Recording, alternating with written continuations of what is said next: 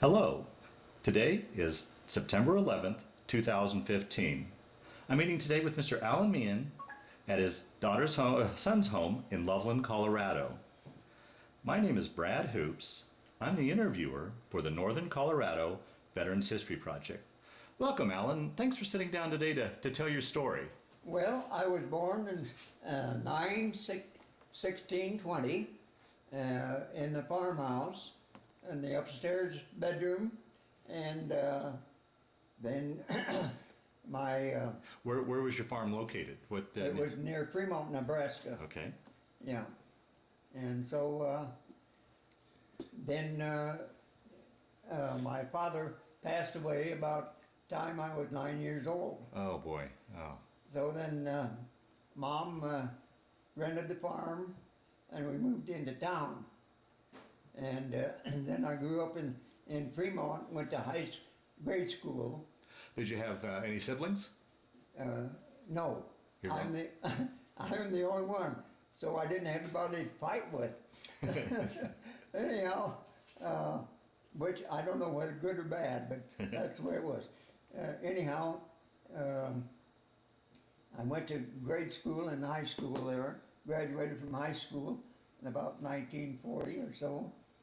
And then from there I went down to Omaha to a school. What was the name of that school now? Well, anyhow, I went to a kind of and I learned to type and all kinds of Kind things. of a business school. Business school, that's Okay. it. Uh-huh. American School of Commerce. Yeah, American School of Commerce. Okay. Yeah. Then from there, I went to, things were pretty tough around there. Wasn't too much work. I always, sorry to interrupt, but yeah, that's something I always like to ask your generation. How were you affected by the Great Depression? It was, Well- coupled with the fact that you'd lost your father. Yeah, well, the Depression, Mom, we got a house on the highway going through town, Fremont, and she had a tourist home. And back in those days, they'd stop and stay overnight in these tourist homes, and she made pretty good money doing that. Of course, there was a lot of work to it. They had to wash the sheets and everything every day, and that's how we went through the Depression. And then I had a paper route, and I worked in my senior year in high school. I made boxes at the chicken factory place for the baby chicks, and that was what I did in high school to make my way. And then after that, I went to California because there was more people were getting more jobs out there, you know. In the defense industry? Well, I went out there and I worked in defense. We was making airplanes is what they were doing. Had the war broke out at this point yet? No. Or, okay. No more yet. Okay. So I worked there, and I had a job with the Consolidated Aircraft, and they were making these warplanes. And then my mom moved out there, and she had a house, and she took in boarders.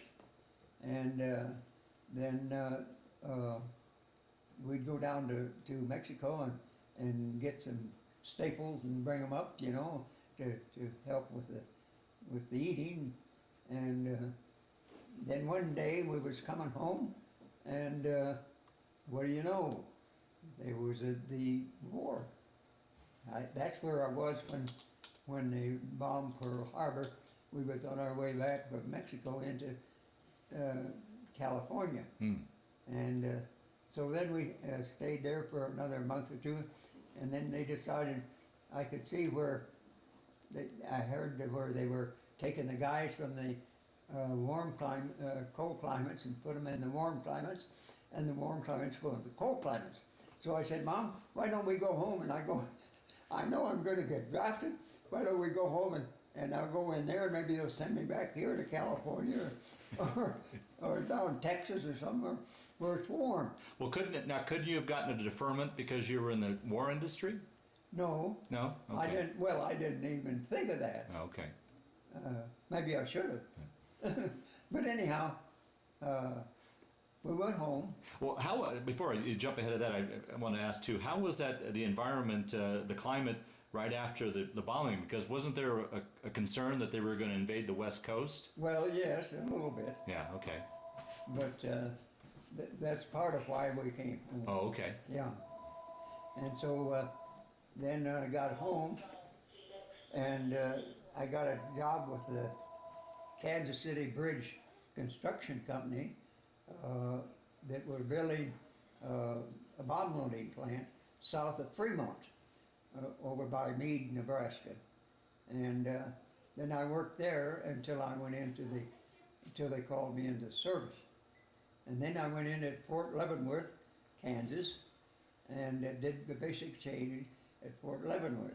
And how was that transition for you, going from civilian life into military life? Was it much of a transition? No, I didn't mind it. Okay. The only one time we were all getting our shots, you know, and the guy ahead of me, the guy, they broke his needle. They were giving him a shot, broke the needle off in his arm. Oh. And so that's but that didn't bother me. Anyway, so after I got in and I did my basic training at Fort Leavenworth, and then from Fort Leavenworth I was transferred up to Fort Custer, Michigan. See, I haven't got to where it's warm yet. Yeah, right. And at Fort Custer, Michigan, we had these squad tents. We slept on the ground, you know, with a tent, and it was cold up there. And we had double sleeping bags. They were double Lined? lined, and they weren't too bad. But then after they gave us a little more training there, then we were in the MPs, military police. So then from there, we went down to Kansas City, Missouri, was my first place I went to. And at Kansas City, Missouri, we rode railroad trains. And so we would ride out to Dodge City, Kansas and back. That was one deal. And then we'd ride down to Ark City and back. And going out to Dodge City one night, see, the married guys would ride in the daytime, and the single guys would go at night. So What was the purpose of riding the trains? Were these... keep order and to check all the furloughs and all, so make sure somebody wasn't jumping ship or something. Were these civilian trains or were they troop trains? Yes, all civilian trains. Oh, okay. And they were packed so that you had to almost walk through the cars on the arms of the seats because there was so many. Ah. So anyhow, that's so one night, and we had bed bunks. They give us bunks, and we'd go to sleep. And then if something went wrong, they'd come and shake you up and say, "Hey, we got something going." So one night we going to Dodge City, Kansas, and they come along and shook the bed. And was mad. Oh, we got a little problem. We got a sailor back here. He's shooting at our signal lights. So my buddy and I, we got out and we went back to the back end of the train, and there he was. He had one or two too many, so that we got him calmed down. We took his shells away from him, and we let him have his gun. But he had a 22, but he was having fun. He was boom.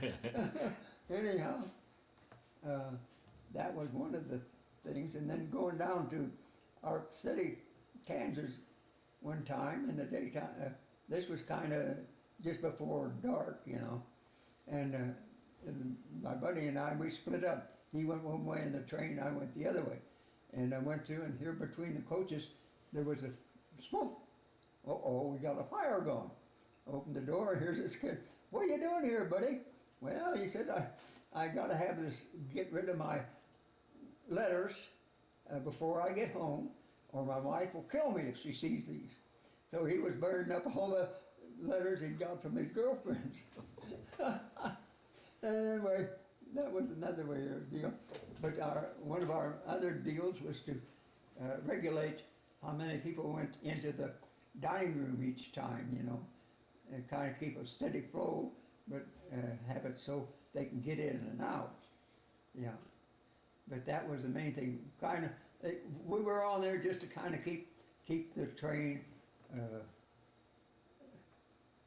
keep from getting out of hand. Gotcha. Okay. Yeah. Okay. Yeah. Okay. So, And then- how long did you do that roughly for? Well, I did that. I can't tell you for sure how Okay. long, but I did it there in Kansas City, and then we were sent to St. Louis, and we rode trains out of there. And this other one, I'll cut things short here a little bit, but going out of there, going east, and I can't remember just where we went, but back in those days, there was a little hanky-panky going on. There's this gal, and she had the 2 kids, and the 2 kids was in the one coach, and she decided she's going in another coach with the guy, see, and the first thing you know, they transferred the coaches. One coach went one direction, the other coach went the other direction. And so they come along and shook our bug. Hey, we got another problem. So then we got that straightened out. We had them made arrangements so that the next stop there'd be somebody to take care of the kids. And then we never decided anything about the mother. I don't know what happened to her, but that's what happened there. Now let's see, where are we? Well, I don't know. You asked a question. Okay, so then you did the stint riding the trains from St. Louis. Yeah. Take your story from there. Where'd you go from then after the late St. Louis assignment? After St. Louis, that's when we went to into the 227th General Hospital. We were transferred from there into the 227th General Hospital, and that was at Ellis, Illinois. where? Alice, Illinois. Yeah, Ellis, Illinois. There's a Well, once again, as an MP. no, I was in the when I went to Ellis, Illinois. Then I got into the hospital, and I was a corpsman then. How did you make the jump from MP to corpsman? How did that come about? Well, I don't know, but that sure happened. Yeah. I was went from they took I think the MPs. I can't tell you about that. I can't remember. Okay, that's fine. But there's a picture there of the place in where the 227 General Hospital was, and then from then on I was in the 227 General Hospital. Then we shipped out from Boston, Massachusetts. It's in the winter time. Well, I'm still curious. Is that you get in as a corpsman? Did you go through any training, or was it on-the-job training? I mean, how did? Well, kind of on the job training, Yeah. I guess, because yeah. Huh. Wow. But anyhow, and how'd that go for you? I mean, was it? Well, you see, I don't know, but I could type and I could do a lot of clerical work and that too, and so part of that went in there, and then I would go out and get the names of the guys and what was wrong with them and that. Okay. Of course, a lot of that was done in the field hospitals, but then sometimes they had us go and check, to make sure, and that's how that happened. Okay. So let's take your story. So you said you came shipped out to Boston, where you boarded a ship for. Yeah, I boarded the ship, and let's see, the Argentina it was, and that was a nice one. Well, that begs the question. Here's a Nebraska farm boy going to sea. How was that for you? Did you get your sea legs, or how was the trip across? Well, we're coming to that. Okay. Okay. We went across the sea pretty good. I'd been used to riding trains, And so I was used to walking through the trains, you know, and that part didn't bother me a bit. But that was a time when they had rum and Coca-Cola they sang all the time. And anyhow, the Queen Mary would go across there too. And of course we were a lot slower. And so the Queen Mary didn't have any guard in her, she just went. And so one morning we looked up and here's a ship a-coming. And pretty soon the ship come by and went on and took off. There went the Queen Mary. Well, you were in a convoy then? Yeah, Yeah, okay. we went over and we landed in Le Havre, France. Okay, so D-Day had already happened then by the time? Oh, yeah. Okay. We were in Le Havre, France. And Wh- there what- we got off at Le Havre, France and went to Camp Lucky Strike, they called it. And there we stayed, it was it started to melt, the snow and stuff. And it was kind of gooey and mushy around there. And we had these old cots, you know, that had the wooden legs, and they'd sink in the mud up to the X. Oh, wow. And that's where I learned you put more under you than over you. And we were there for a while, and Now, did you go over as the 227th? Did the whole unit go over? yeah. Okay, Okay. 227th. okay. That's what we went over on. And then we got sent down to Marmelon, France, and that's about where I stayed while I was in France. That's not too far from Reims, and that's not too far, we weren't too far from the Battle of the Bulge. Oh, right. Oh, Yeah. boy. And that's where I got this battle star, which I was never in a battle, but I got it because we were close enough that they brought a lot of the casualties and stuff to us, and they took a circle around there. Everybody that was in that circle got one, so that's how I come that. And how was that time period? From what I understand, it was one of the coldest winters Europe had ever experienced. Well, it was cold, yeah. Yeah. Mhm. And you guys were just living in tents, right? Well, yeah, we had squad tents. There was about 12 or 14 to the tent, you know, long tent. Mhm. And then we had different guys that make the fire every morning. And there's one guy, he wasn't too good at making fires. And he darn near burnt the tent down. Oh. Anyhow, yeah. Hmm. But that's where we were, and they had there was a railroad went through there, and I guess they didn't use it anymore because that was at Camp Lucky Strike, and they were cutting up the ties and using them, and we was cooking stuff in our helmets and eating out of them. Yeah, and then the rest of the time, of course. We were there at Marmelon, France, and then I used to go up to Reims with a weapons carrier and bring back supplies, and that was one of my jobs, driving truck and that, and so see, I had other jobs other than typing or any of that other too. So anyhow. What can you describe what the physical conditions were like there? Was there a lot of damage from the war? And can you give us, and is that are watching this, a description of what you saw, what you remember? Well, I don't remember of any, except some bombed out places, you know, holes in the ground and that. Aside from that, why, you couldn't tell. Well, there's a lot of the buildings was disappeared, yeah. Especially up there in Germany, you know, some of those places just got wiped off the map. Wow, wow. Yeah. Yeah. And they had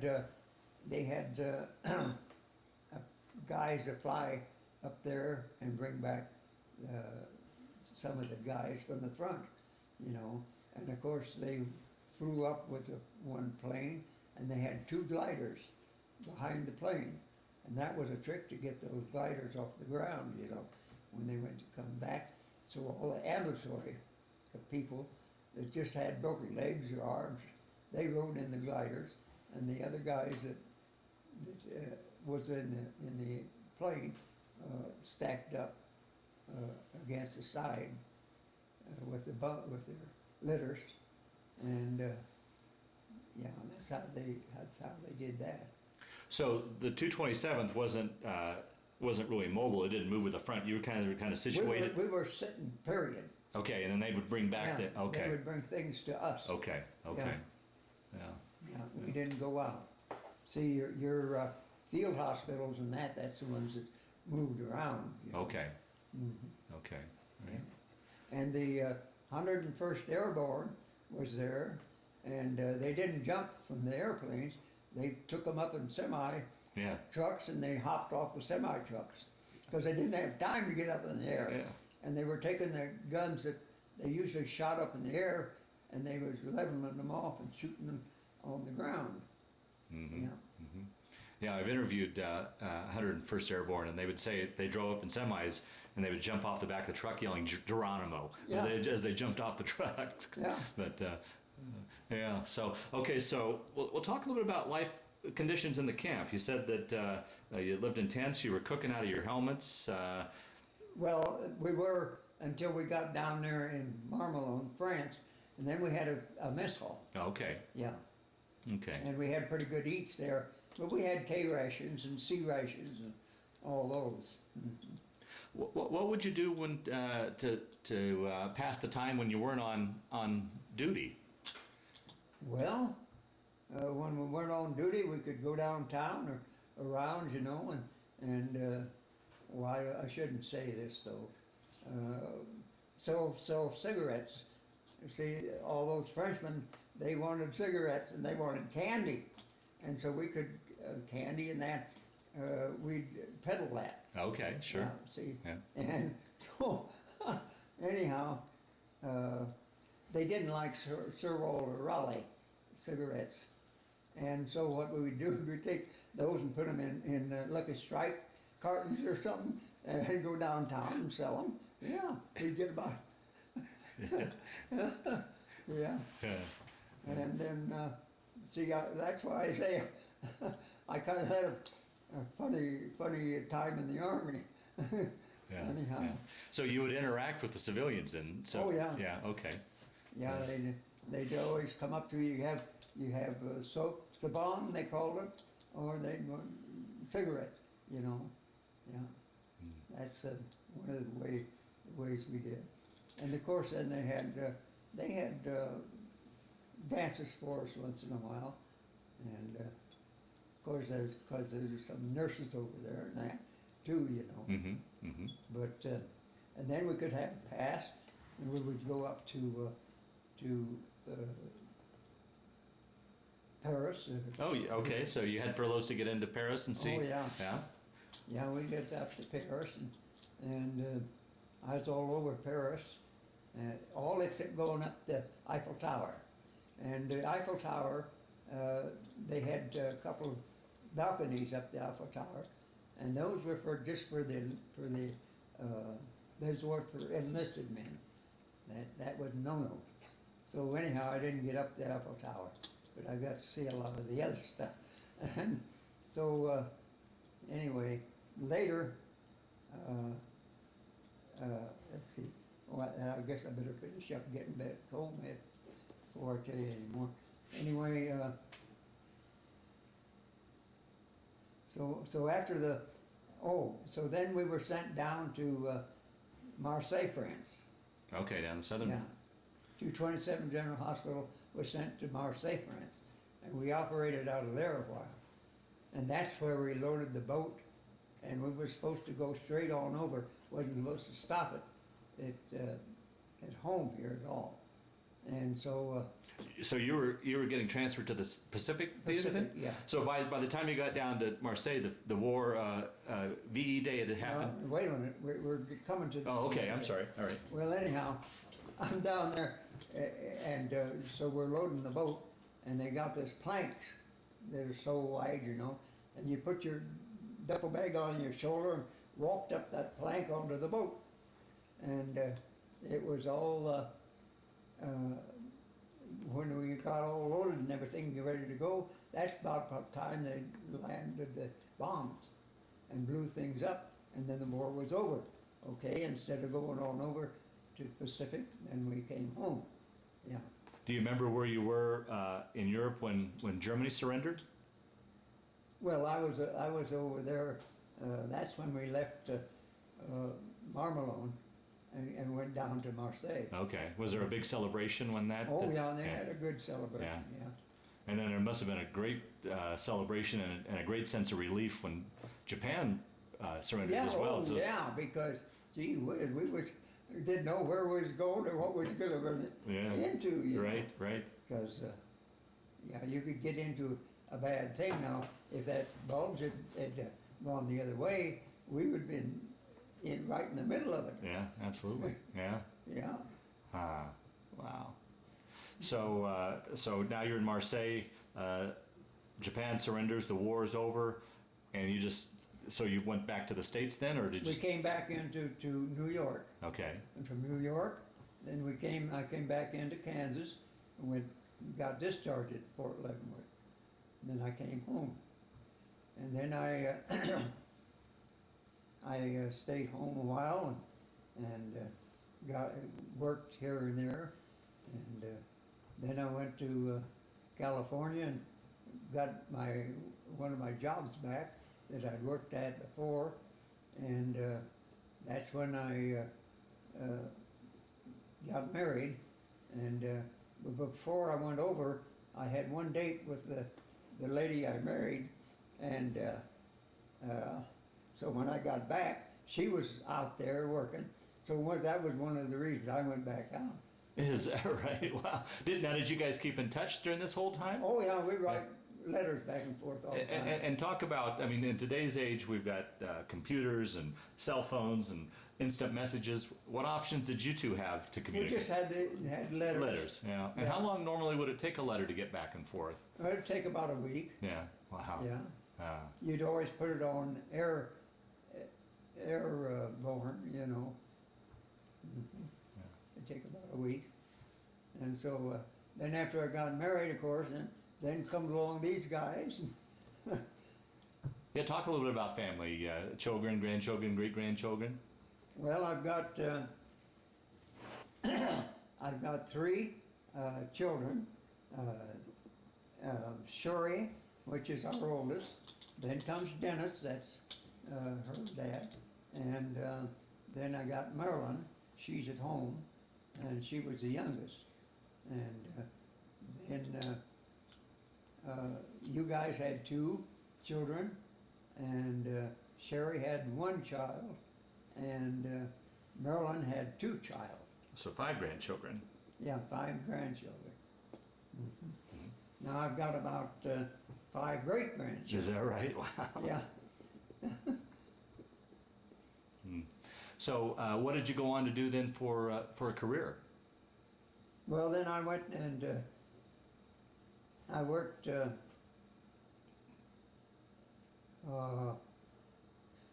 Oh yeah, then I went and see when you got out of the service, you could go. They'd give you some schooling then, and you could earn money going to school and that.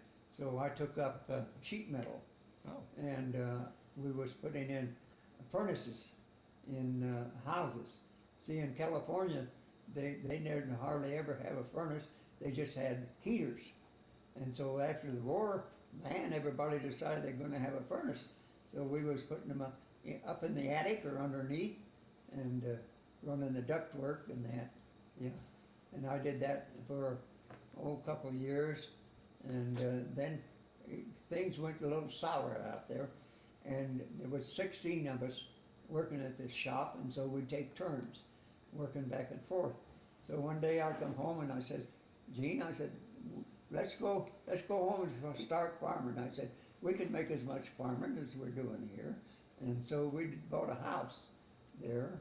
We paid $4,000 for the house. Back in Fremont? No, that was in California? in San Diego. Uh-huh.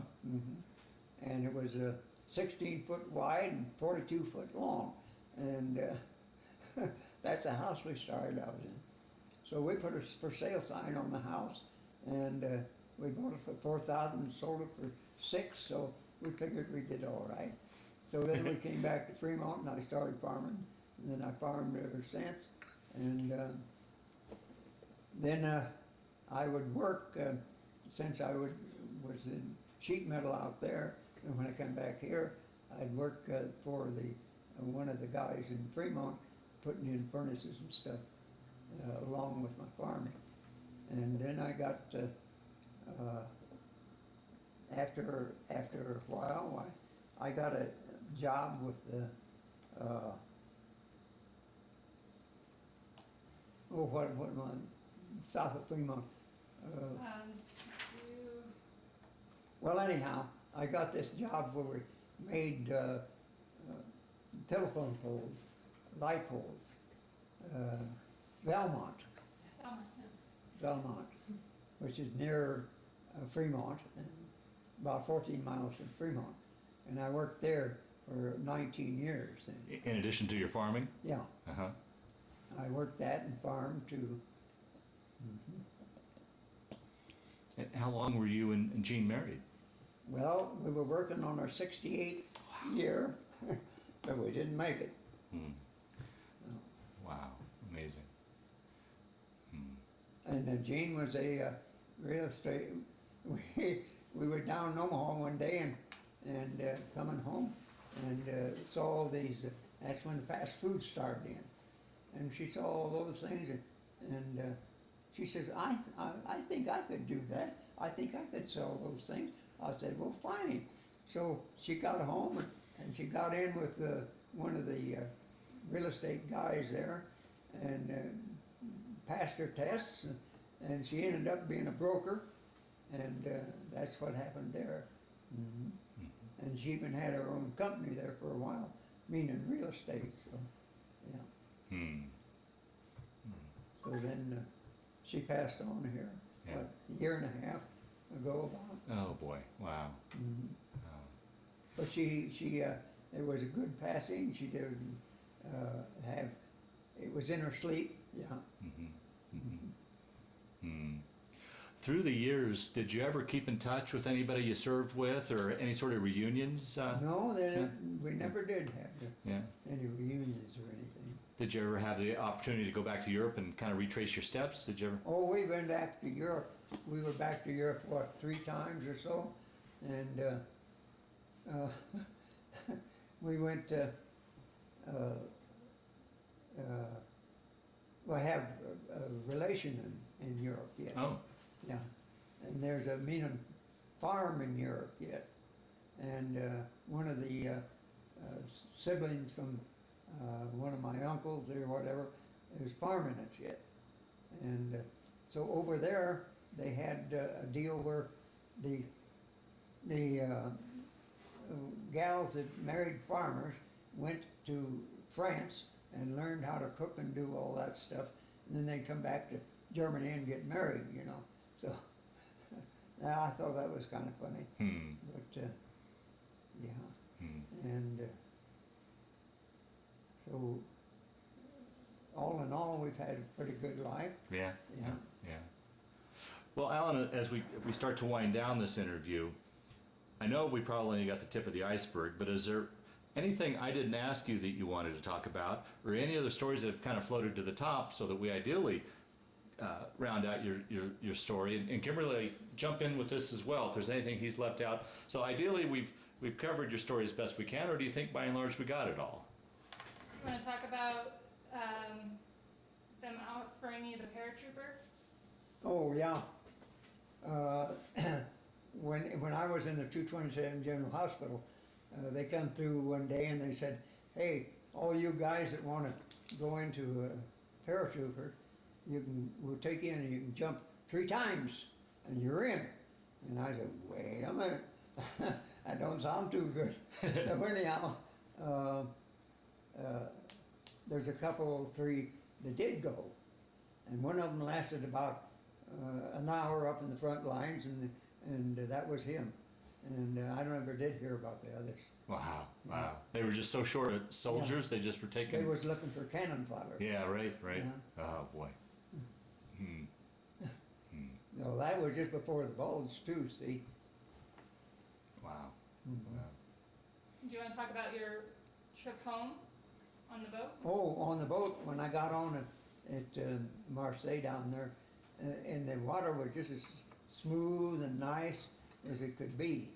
And so I says to myself, well, I'll go and get some sleep. My bunk was about the second one from the bottom Oh, in, no. the boat, you know. And going home, we didn't have a good a boat as we did going over. And we had one of those that they made during the war, you know. The Liberty boats? Liberty boat, Uh-huh. yeah. Anyway, so I went and crawled in my bunk, and pretty soon I could feel the bunk go down and come up, and go down and come up, and hey, I gotta get out of here. So I'd go up on the deck, and I stayed up on the deck the rest of the night, and most of the next day, but I was in better shape than the guys that stayed down there, down in the mess hall and that. They had their heads in the buckets, and they were sick, oh, they were sick. And the waves were so high, there was a ship behind us, and you'd be down here in your ship and you could look up, there's the other ship up here, Oh, see? wow. And when they'd come down off of that, down to the bottom, and they'd stop, then the sides of the boat would clank, you know. Yeah. Ah, wow. It took us 16 days 16 days? to get from Marseille, France, to home to New York, Wow. because we hit that storm. Wow. Oh, boy. And I understand it was always a great sight to come into New York Harbor and see the Statue of Yeah, Liberty. it is. Mhm. Yeah. Yeah. Wow. Wow. Well, the last question, is there anything else you can think of, Kimberly, that, I think that's pretty it. okay. That ought to be enough, Hick. Yeah. I could go all day with this. This is, But at least but I will say that I was never in the front lines. Was always behind the front line, but I did what I could. oh, absolutely, yeah, Yeah. yeah. Well, they said for every soldier that was on the front line, it took 8 or 9 soldiers behind him in support. So Yeah. you definitely did your part, for sure. Mhm. Yeah. Well, the last question I always like to ask with these interviews is, when you look back on that period of time, did it change your life, affect your life, play a role in your life, or was it just simply a chapter in your life that you went through? How would you answer that? Well, I would say that I just went through it, but it was a chapter in my life that I'd have probably never experienced had I not gone into the service. Mm-hmm. Yeah, Okay. yeah. Okay. Well, Allan, I want to thank you for sitting down to tell your story today, but more importantly, I want to thank you for your service to our country. Well, thank you. Mhm. Allan, after we shut off the camera, you thought of another story about going up to the front line that you wanted to tell. Yeah. Go ahead and tell this story. Well, this story is, we went up in planes, airplanes, and brought back the guys from the front. The guys with the broken arms and legs, they'd ride in the gliders, Uh-huh. and the other guys, the litter patients, they'd put in the planes. Now going up, we had a couple of kids driving the airplane that I don't think was much more than about 17, 18, and they had a lot of hedgerows Uh-huh. over there in France, and they was going over those hedgerows. And by the time we got up there, I was sicker than the guys that we were supposed to put in the plane. So, but we put them in the plane, and then that's a trick to get the gliders off the ground along with the plane. Because So like you said earlier, you had the plane and it would pull two gliders. two Wow. gliders. Wow. All full of injured soldiers. Yeah. Wow. Yeah, the gliders had the injured soldiers, and the others had the litter soldiers. Hmm. See, we put them in the plane, stacked them up. Mhm. Yeah. Hmm. Hmm. Wow. And no, that's the way they brought them back. Now That's, did that about once or twice, I think is all, but, that's the closest I got. You're right there. How much closer can you get? Well, I know, but I didn't shoot my gun. Yeah, well, you're up there where it was being shot, so thank Yeah.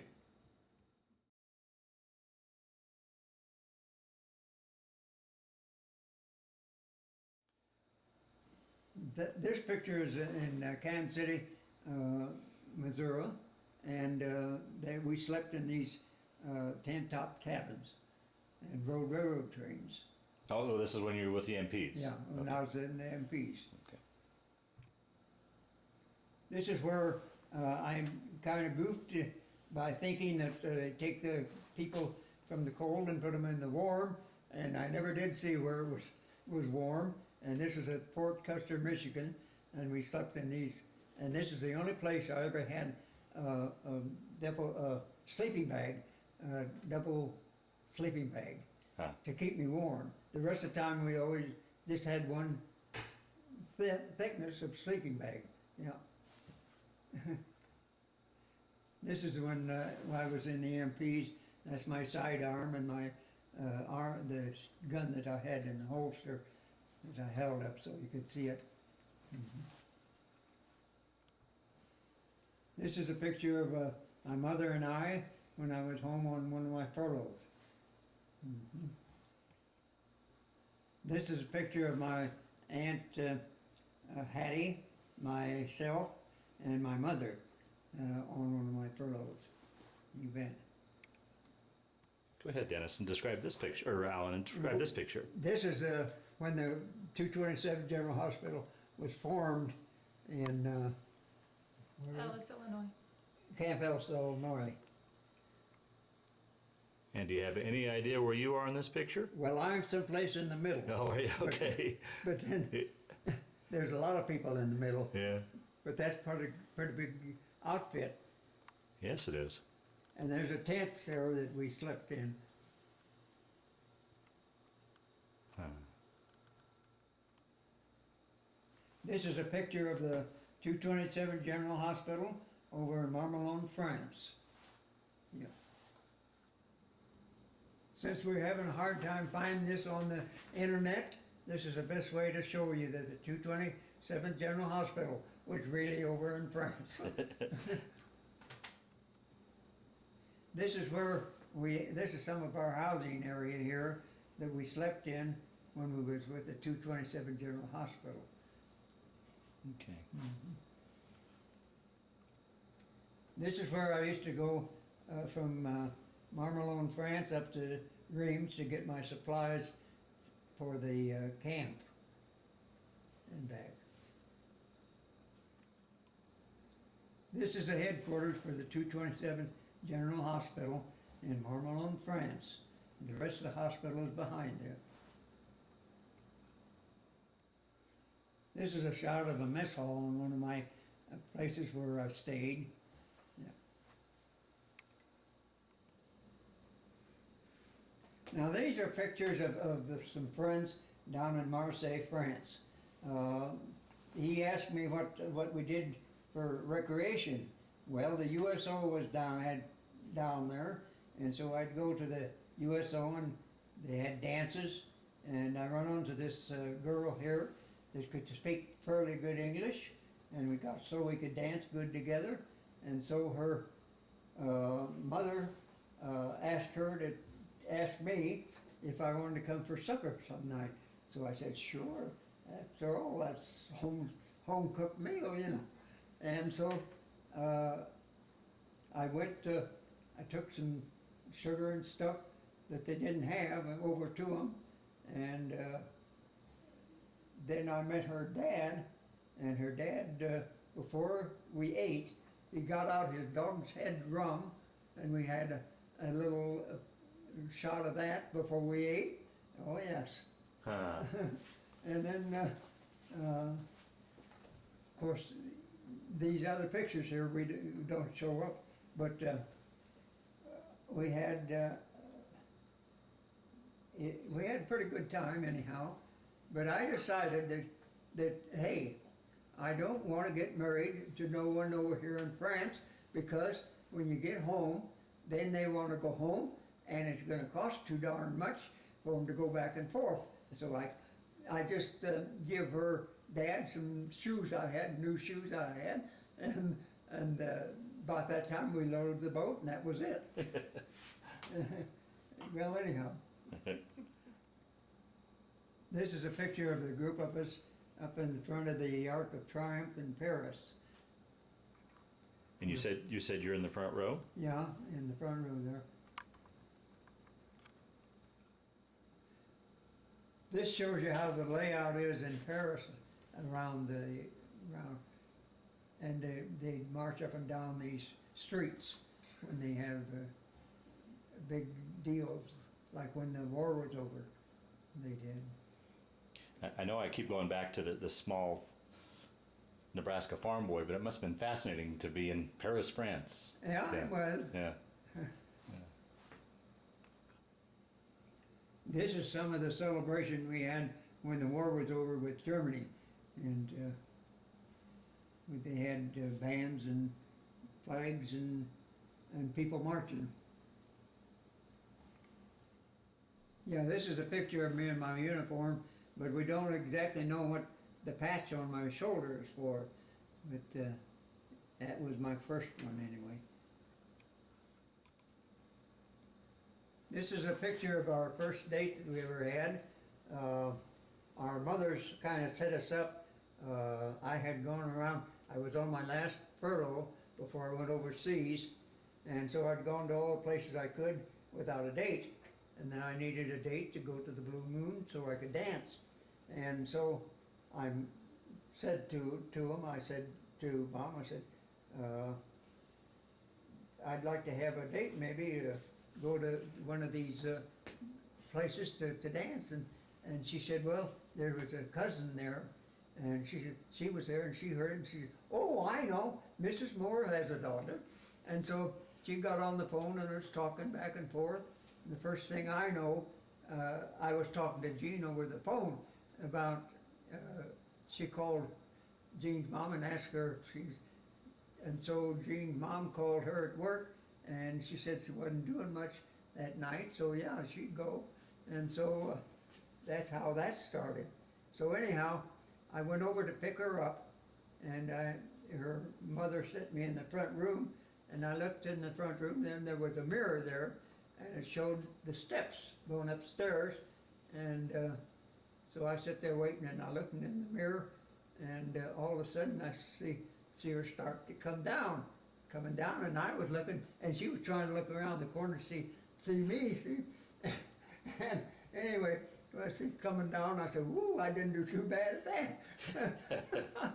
So that's how I took her for a date. That's a Blue Moon where the picture is. Oh, great story. The first date. Yeah. Great story. This is a picture of the wife, my wife Jean and I, before we got married, and we lived in San Diego. And this is one of the times we went to the beach to play in the ocean. Now, was she a California girl? No, she came from Wichita, Kansas. Oh, okay, so she had no problem moving back to the Midwest. That's another story, but then we'll have to cut this off now, and Okay. I suppose I'll tell you. So, Allan, this is a picture of Jean, Yeah. and from what I understand, you guys went on one date right before you Went shipped off. overseas, yeah. Wow, and kept in touch. Yeah. And then came back and renewed. Renewed, went out there. I went out after Mother's Day, and we got to go on and got in with a group out there that we knew, and went to the beach and here and there, and in September the 21st, we got married. Wow, that's a wonderful story. These are my dog tags and whistles I had when I was in AMP, and that's about all I can tell you about them. Okay. They